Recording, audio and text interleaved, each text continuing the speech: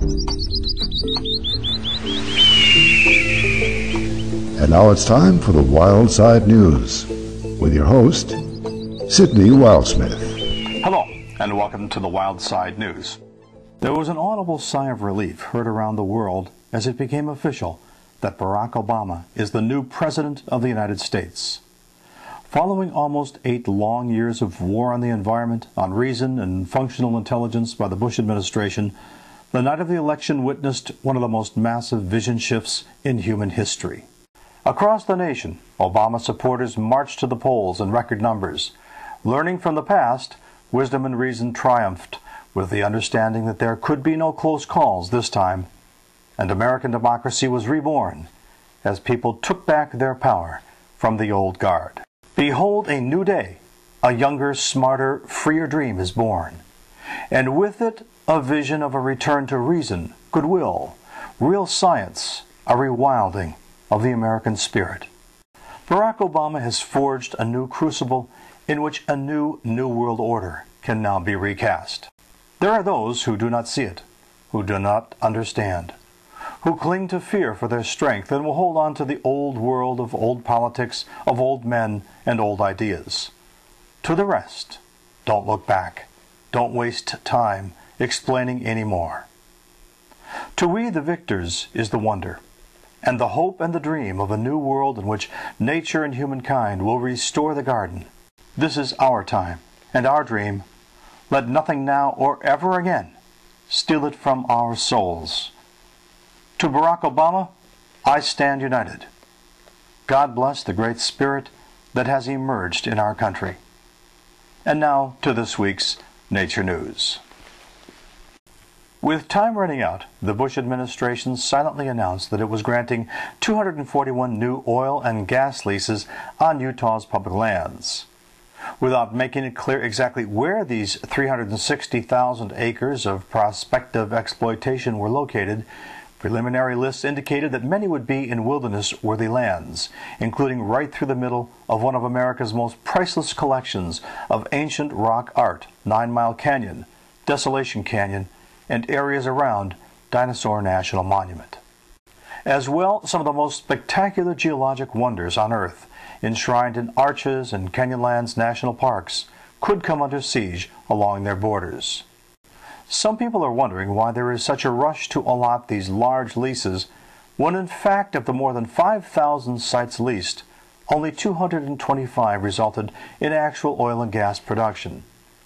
Perhaps in the years ahead, the commitment to clean energy from wind, solar, and geothermal will lessen the need to tear up our public lands to suck up the gas and goo upon which we've built our world.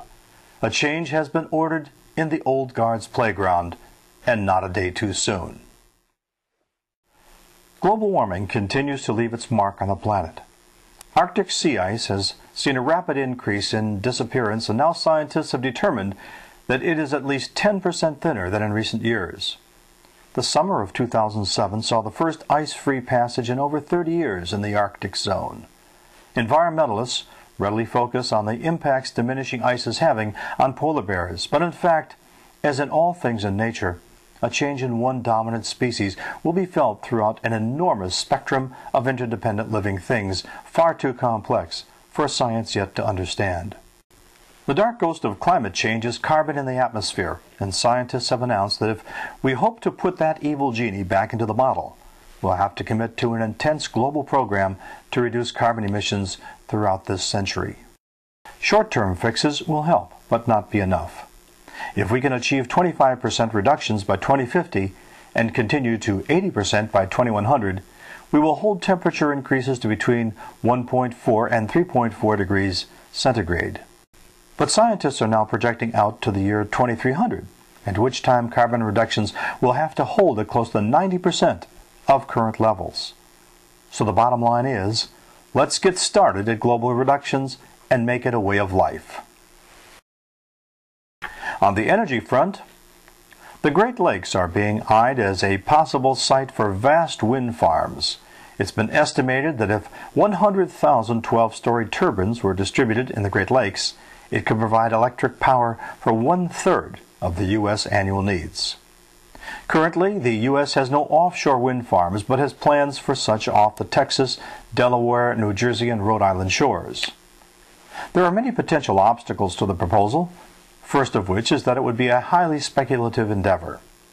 Limited available financing, coupled with potentially highly burdensome regulations, particularly as it would involve coordination between the U.S. and Canada, create a very limited prospect for startup.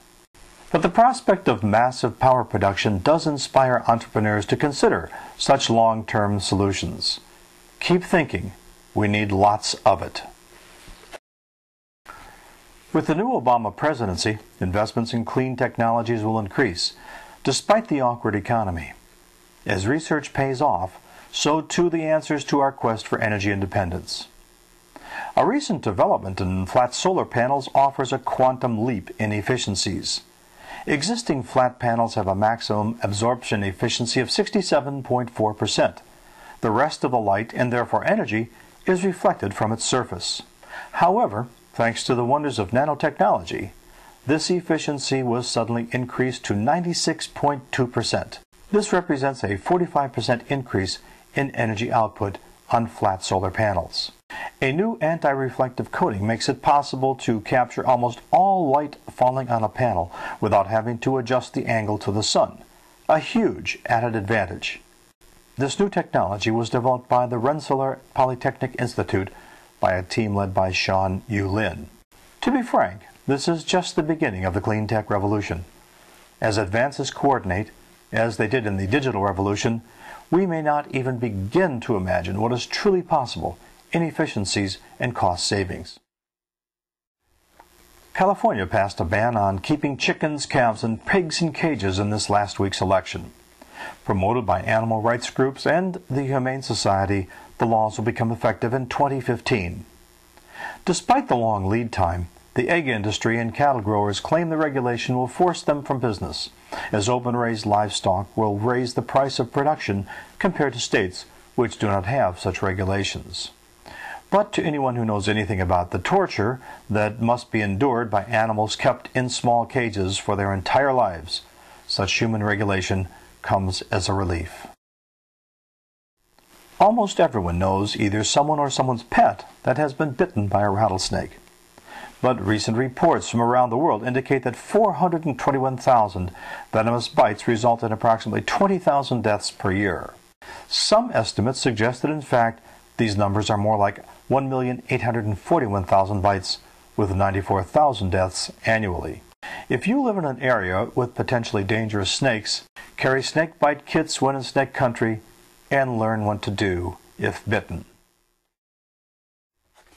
And finally, with the successful cloning of a mouse from cells of a mouse frozen for over 16 years, the potential of cloning extinct mammals from frozen specimens, such as woolly mammoth, moved one step forward. Until now, fears that ice crystals would damage DNA made it doubtful that frozen cells could become viable. However, through a process of removal of the cell nucleus of the frozen animal and injection into a cell with DNA removed, presto changeo, and voila, eek, a mouse. And that's it for this week's Wild Side News. Join us each week as we bring you the latest nature and environmental news from around the world. Go to the Wild Side News website at www.wildsidenews.com or visit us on YouTube. Search for Wild Side News, one word. This is Sidney Wildsmith saying adios until we meet again, when your voice of the earth rings out around the world, here on the Wild Side News.